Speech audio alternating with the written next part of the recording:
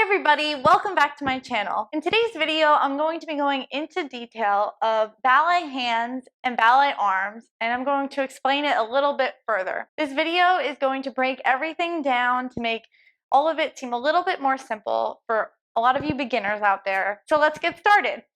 So to start off, we're going to talk a little bit about ballet hand. So I always like to start just shaking out my hands when I'm teaching this to show that when you're doing ballet hands, you never want to tighten your hands. You always want to have them completely relaxed. So if you look at your hand, you have a thumb, a pointer finger, a middle finger, a ring finger, and a pinky finger.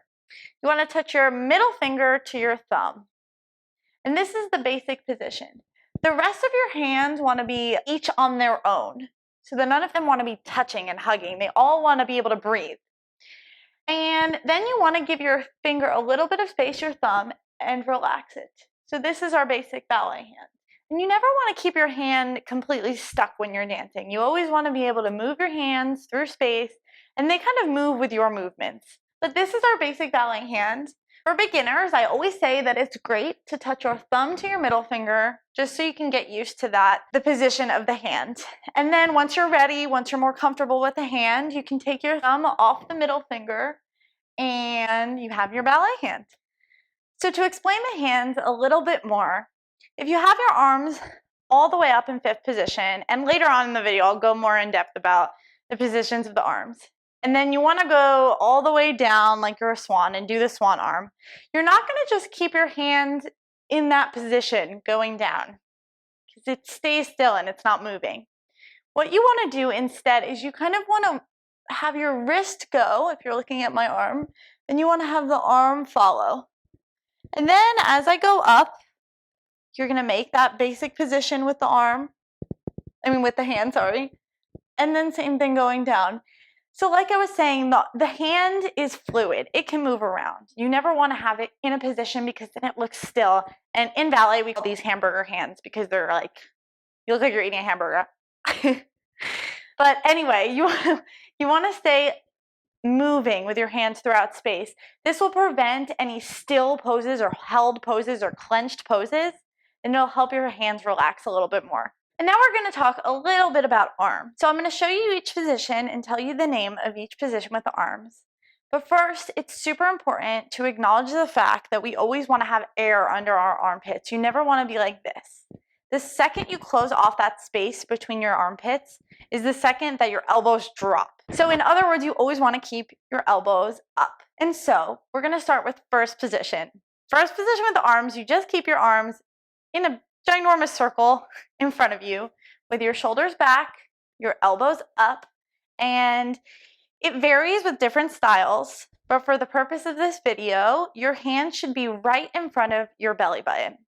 You know, some teachers sometimes say up here or down here, but I've heard the most down here. Because if you're on stage and the audience is down there and your arms are up here, you're going to be completely covering your face. So that's why we always have our arms a little bit lower than we expect, right in front of our belly button. The next position we're going to learn today with our arms is fifth position. Fifth position is when your arms come all the way up on top of your head. And now when I say on top of your head, they're not actually on top of your head. If we bring them up on top of our head, our ribs are more likely to go forward, and we don't want that in ballet. You always want to feel your ribs closed.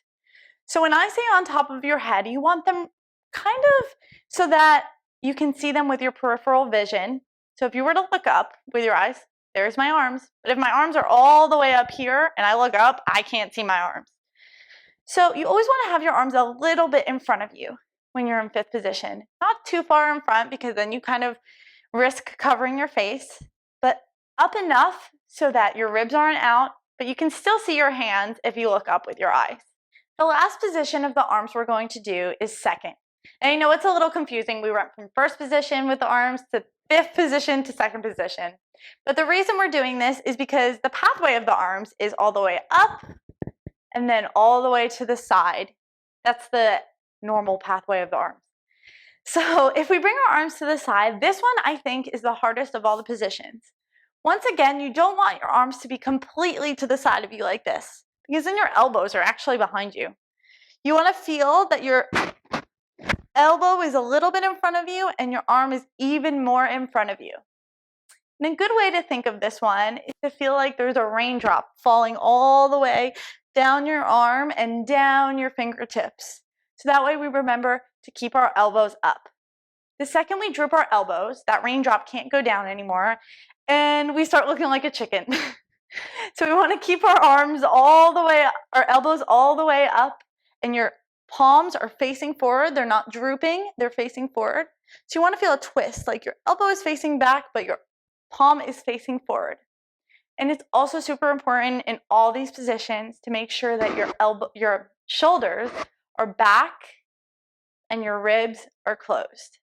If your shoulders are forward like this, you're gonna have a little bit of a hunchback, but instead if you keep your shoulders back and your ribs in, you have that nice straight position that ballerinas like. So thank you guys so much for watching today's video. This is a very brief introduction to ballet arms, but more videos like this are to come in the future. If you have any comments, questions, or concerns, please feel free to comment below. And I'll see you guys next time. Thank you.